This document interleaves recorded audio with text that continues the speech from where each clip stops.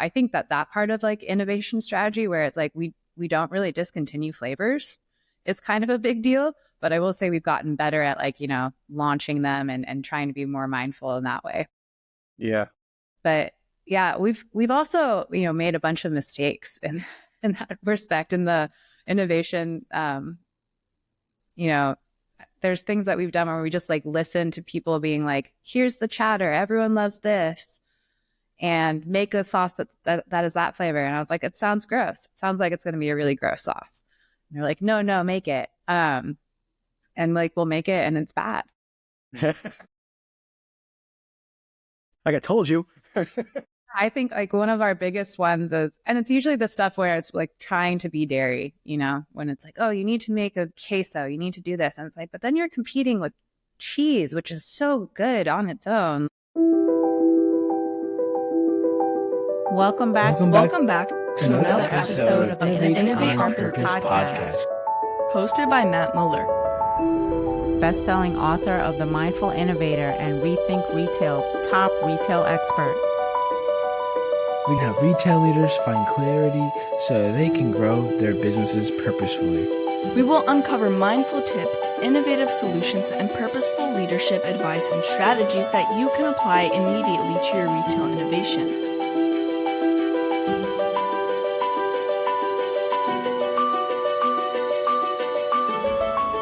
Are you ready to innovate on purpose? Hey, before we jump into the episode today, I just wanted to say thank you for hitting the play button. You being here fires me up, and I cannot wait to share with you the insights that are going to make a difference in your business. Do me a favor, hit the subscribe button and leave a review so I can reach as many retail leaders as possible. They too need to hear this. Okay, let's do it.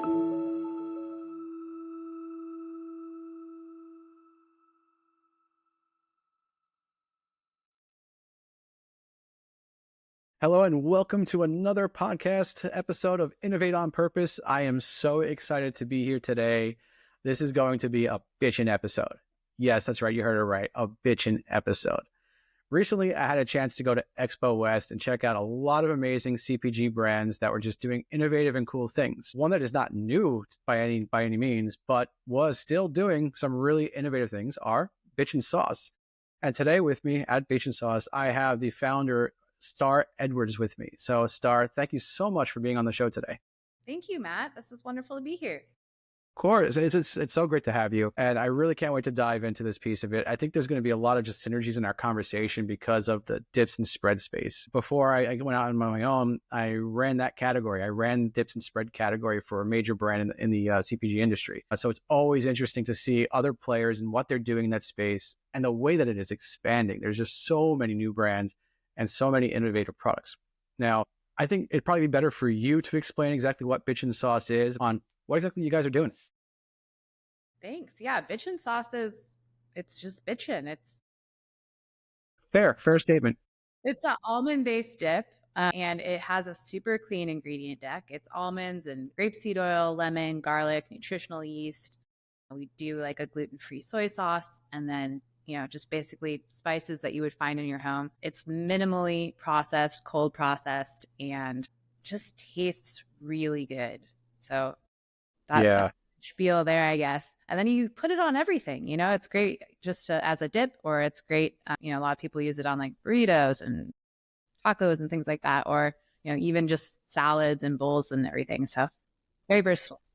It's super versatile for sure. And like the dips and spread space is a space, like I say, like is really expanding in so many different directions. But like I am never I'm not used to going into someone's home, like doing a consumer research interview, opening up their fridge and seeing just a full door full of different condiments and spreads. Like there's just so much in there. So I think in the US, we are so addicted to our condiments and to our sauces. It's a way for us to spice things up, change things up. And we want that versatility. And to see Bitchin Sauce come in and do it with an almond base is so cool, because it's like, oh, wow, we're getting rid of the dairy. We still have that creaminess that's there. And we're getting a vegan-based product that is just doesn't like sacrifice the taste. So it's pretty cool. Yeah, for sure. I mean, one of the things that I really love about, what we're doing with almonds is it's actually, it's really not new. This is I like kind of geek out sometimes going into like the matriarchal sauces, right, of all time. And, even seeing how it's like, okay, mayonnaise is in everyone's refrigerator. And that is like ancient. And whenever people are like, bitchin sauce is so crazy and cool and vegan, I'm like, yeah, but it's kind of like a Romanesco. Like it's made with almonds. It's awesome. But we're Yeah. just bringing it back, making it accessible. Yeah, definitely. And I think part of that too is just all the flavor variety that you bring too. So it's not like just like a base sauce, but I mean, you've got a wide range. Like I was at Expo West and I snuck by the booth quite a few times so I could try every single one. It was just cool to see the full variety and just, I mean, everything from, the spicier side with the Cajun and Chipotle to like the curry that was really just amazing flavor to it. Yeah, the Bombay is kind of like a quiet favorite of everyone's. Everyone's like, that's my favorite one. Sleeper. It's so good. It is so good. Yeah, and then we started doing like sweet sauces too. Like the almond base just lends itself so well to so many things that we started doing like chocolate, which is, you eat that by the spoonful. It's just Yeah, so good. absolutely. So today we wanted to talk about bold ideas and smart strategies that are going to fuel product success. Now, I want to kind of just start from the beginning at Bitchin Sauce. Like, how did this come about? Because like it isn't new, but it is to the category, right? I mean, almond sauce sales were pretty much zero when you guys showed up. So like, what was that like in the beginning? Like, how did you come up with the idea and then just kind of push that into market? Definitely not mindfully. Punny.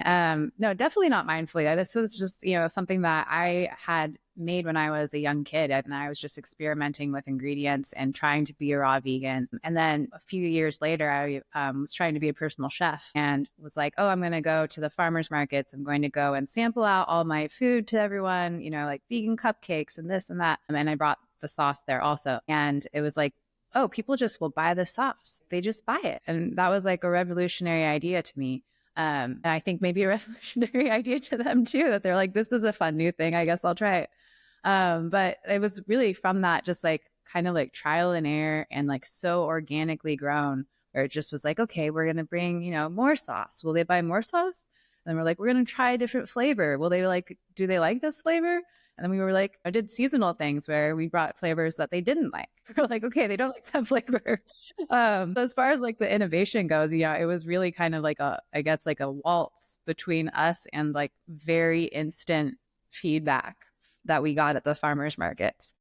That's awesome. Yeah, it's not many companies do that to this day, where it's like you're doing like that boots on the ground market strategy or market research and understanding like, what's working, what's not, and continually kind of just pivoting a little bit to make sure that you're doing the right thing for the brand.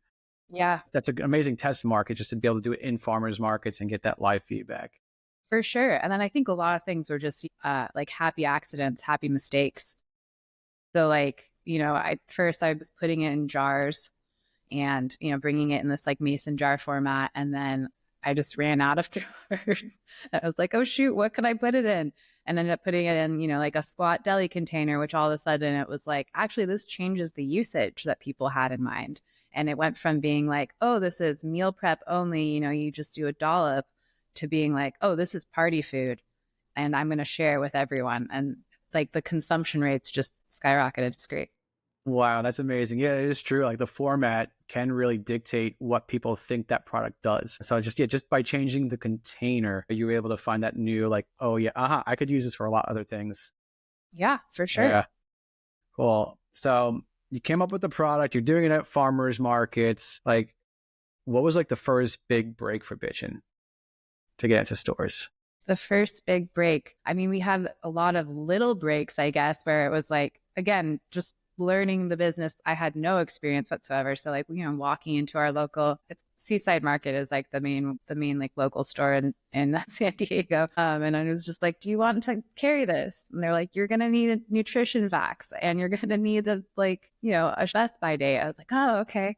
Just like working through those little tiny things. Those were very monumental to us at the time as big breaks. But I would say like definitely when Whole Foods, they had like a local forager program at the time.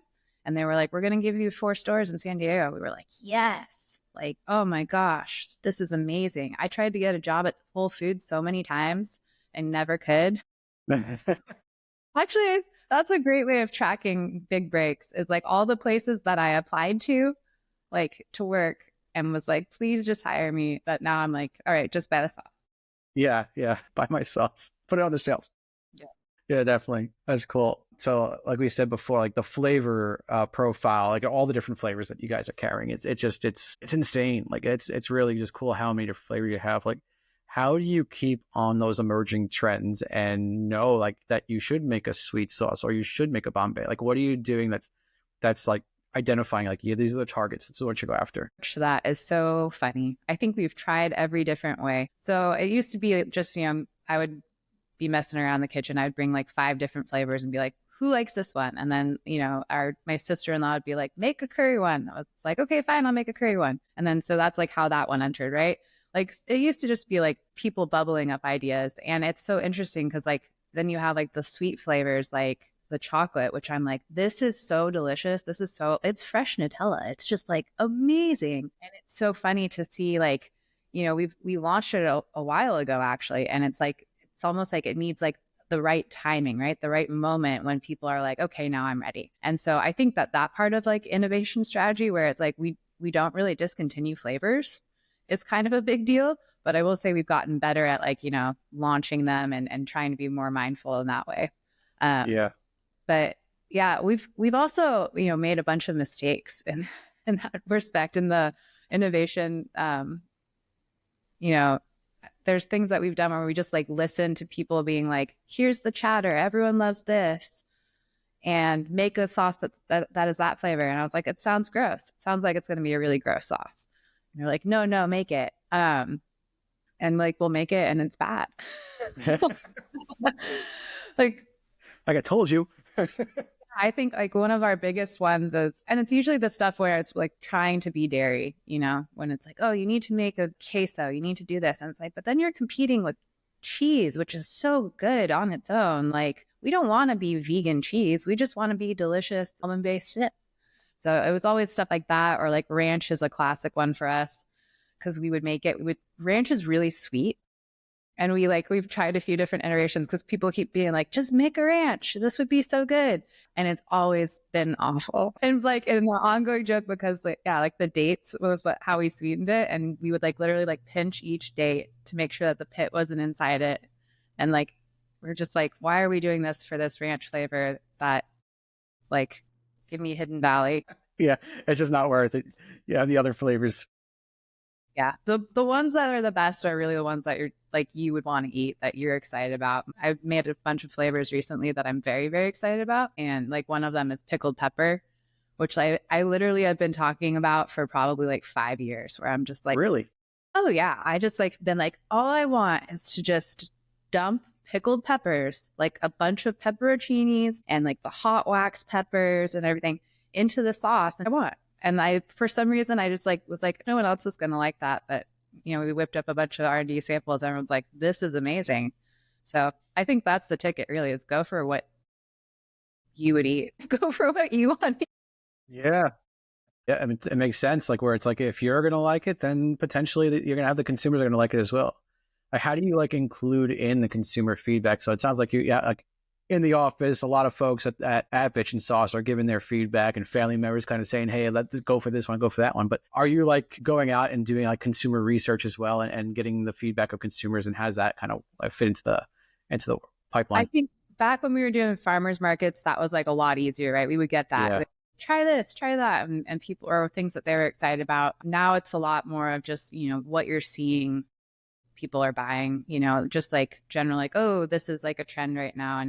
And just observing it, like even just like as a consumer, like when I go to shopping, I'm like, oh, geez, everyone's really into this right now. I don't know. It's harder to, I don't think we've mastered being on the forefront of that yet, but I do think, again, the people who are on the forefront of that are just making things that are super delicious and that they would want to eat. So now like you think about like, it's easier with the customer, like, because you're going to get their feedback, sentiments, one way or another, either by, them paying for it or, buying it, or them telling you how they feel.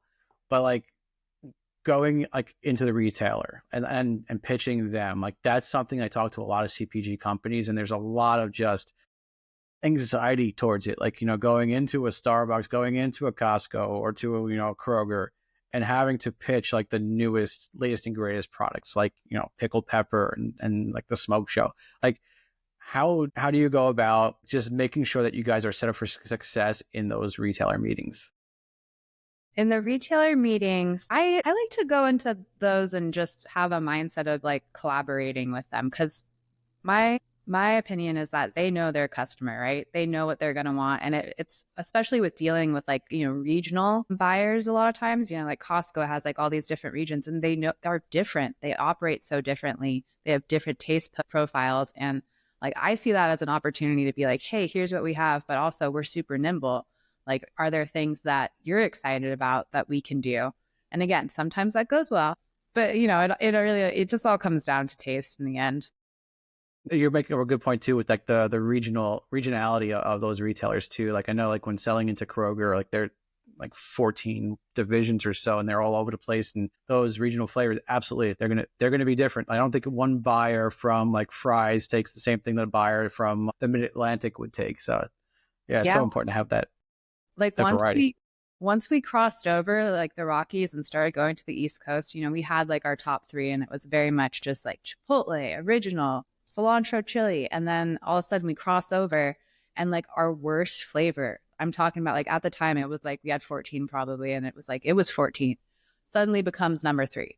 Like, as we cross over and there's just a different flavor profile that like starts, really chugging along. So Yeah, it's really interesting to see. it is. Yeah, it is interesting to see the difference between customers based on geography. Like, and then when you think about that too, like one of the most important things that I've done with my brands is to make sure that we're always getting, those samples and the tasting. Like, what does that look like for Bitchin Sauce? Like to be able to like just kind of sample and present to the customer. Like, what do you guys usually do to get your flavor profiles through? Yeah. So like, I think that sampling, because we started in farmers markets, was just such a part of our DNA. And like, I even remember people being like, the other marketeer people are like, you probably don't need to sample so much anymore. Everyone's tasted it. But it's like, no, you just keep letting them try it. And it's something that we've kept with us, like, as we've grown. Like, we got into Costco initially by way of road shows, and that was like awesome for us. We're sampling something that people really don't know that much about. It's not an established category, like you're saying. No one knew what nut dip was when we started. So like, you really had to get the customer to try it. Yeah. And something that like, even now, it's like we do roadshows all the time, and we love it because we're like, here, try this, and we switch up the varieties that we're doing. Yeah, like any opportunity to do that, we are so down for. And then we have like even like field marketing people who are doing demos in stores like every single day, just going and letting people taste it. Yeah, it's such a powerful tool. It's like, I think a lot of companies forget about the basics, like the farmer's market and doing your consumer research there, or going into stores and testing. I had the opportunity to launch a chocolate hummus, Yeah. and that was an amazing product. But when it first came out, nobody knew what chocolate hummus was. And like, it kind of sounds disgusting. It's like, you're used to hummus being like lemon and garlic and savory. And the idea of doing like this indulgent sweet hummus was just like what? Like, are you serious? So it took a long time to get it into the mouths of consumers. But like, when you sample it out and you show them like, look, this is what it tastes like, this is what it could do, like the light bulbs went on, and I was like, oh yeah, this is amazing. Chocolate hummus is amazing. You guys should come out with an apple pie. Mm-hmm. Noted. It's like, and just that's how you find your new flavors, and that trial is so important to really get adoption, especially when you're such like a different brand to the category, or different type of format to the category. Yeah, definitely. Yeah. So can you share an example of a product idea that didn't succeed, and what that experience taught you about balancing the risk and creativity? Like, I know, like you said, like you had flavors where it was like, this just doesn't work, but I'm curious, is there a specific example, and then what that experience kind of taught you? Yeah, it's a early one too. When I was like, I'm going to add Chipotle to the original sauce, because that's what I want. I want to try like a delicious smoky thing. It's going to taste like bacon, like hot, spicy bacon. And at the time, Like my family was like, no, that's gross. They're like, nah, no one's going to be into that. I was like, I think they'll be into it. And, still our number one flavor. It's a big deal. Wow. That's amazing. Yeah, it's just you kind of went with your gut. You knew what you wanted, and I think you are very mindful, bitchin' and mindful. Honestly, just kind of into that intuition of knowing exactly what flavors to put out there. Bitchin' and mindful. I love that. Yeah. It's always hard for me though, because I'm a hothead. So I'm like always like, put more peppers, do this stuff. And then people are like, you can't just do that. You have to like do mild flavors too. You'll blow people's taste buds away. Well, hey, flaming hot is a big thing right now. I love flaming hot. We have a flavor that's called a chigosle, which is like an accident flavor. I just feel like all of my anecdotes are all like, this was an accident and this was an accident. But the chigosle actually was an accident because we make our own adobo, and it was like we accidentally took ghost pepper pods and put them in instead of the chipotle pods, and like we got through like making like 500 tubs before we were like, shoot, this is way hotter. But we were on like a shoestring, so we're like, well, let's sell it, I guess. And see and it became like this like great, like we bring it back every year because we're like, this is so funny and people actually do really like it. So there is a market for it. It might be a much smaller market, but that's a happy little accident. Little accents. Yep. Yeah, absolutely. Do you have any other LTOs? We'll do like some sweet stuff as LTO. Yeah, we do like pumpkin pie, which is really good. It's so good. And we do apple pie. We have like some other ones that are in the works, but man, you're going to tease me like that. The LTOs are a really interesting space. Like, how has that like benefited a Bitchin Sauce, like doing LTOs? I love that. Like, I love the being able to experiment with that. Just like these seasonal flavors is like, it's such a big thing. And I think that the customers really like it too, right? It's just something that's just like, hey, just something new. Like they still want Chipotle, they still want original, but then you just throw something fun at them, and it doesn't need to stay there forever. Just like hey. Yeah, absolutely. I mean, it's like reminds me of the McDonald's McRib, right? Where it's like it comes out once or twice a year or whenever it comes out. But it's like it creates this buzz and excitement. Like you always hear like, oh, the McRib is back. And people go and get the McRib because it's not going to be there tomorrow. So you have that kind of like I need to get it while it's there. It's that FOMO piece of it. And it is also an excellent like proving ground where like the chocolate hummus that we launched, it was a limited time offer for the first 4 to 6 months, I think it was. But we noticed that the sales were just so good. I was like, okay, well, this is a keeper. Like, bring it back and keep it all year. So you never know when you're going to be able to pull one of those LTOs and make that a mainstay. Yeah, for sure. We've experienced that too. We had a hatch one that we were like, because there's like a hatch season, like the August, September, like, ooh, it's hatch season. But it's just so good. We're like, okay, we got to keep making that. That's awesome. If there was like this one sauce that you could dream up that for some reason you just can't do it, I don't know. Like if it's just too expensive to source, like what is like that dream sauce that you were just dying to make? Fun question. I know what it is. I told you I was a hothead. You know the Malagua chili? I think that's what it's called. Malagua chilies or something like that. No, what Malagua? They're Portuguese and they're so good. And they make like a chili oil with it. That's just the most exquisitely like velvety flavored chili oil, but they're so hot and so good. And I would make one of those. Ooh, it sounds really good. Like velvety chili oil sounds amazing. So I like the way you even like kind of just, yeah. That's how it's making me dance. Just think about it. I love it. That's awesome. Well, I got to try a Malagua. I don't know. I did eat like a whole one raw and I think it got stuck in my esophagus and I thought I was going to die. So I don't know that I would encourage that, but like the chili oil is so good. Okay, cool. I have a keynote down there later this year, but I will not have that the night before. Yeah. That would be bad. Yeah. Good call. Awesome, Starr. So I think you have a lot of great advice here that you're giving to CPG companies that are just starting out, are kind of at your phase, and also for the larger players. And there's so many insights here. And I think that like the larger companies absolutely should think more like you guys are thinking, and getting that feedback, being quick and reactive, and just going out into market and just doing what's right for your brand. If you were to talk to a CPG executive and they're looking to improve their innovation process, like what's like the one piece of advice that they should be implementing like immediately? I just would say speed.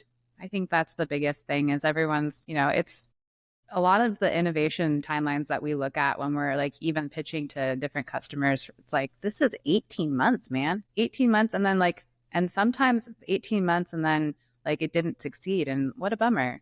Like, I just like my, I don't know if it's advice but what I would champion is just speed. And if you can test it smaller and go faster that way, like that's a great option. Get a nice little focus group. I love it, Starr. Yeah, absolutely. I think that's one of the most frustrating parts about our industry is definitely like the molasses speed that we move at to make change. And it's just like a lot of like, especially larger corporations, they're fearful of change. It feels very uncomfortable and it's difficult. And a lot of people are afraid to put themselves out there and take that risk. But that speed, I mean, like you said, like just what's like the small risk? Like, can you just play smaller, but faster? Like that's huge.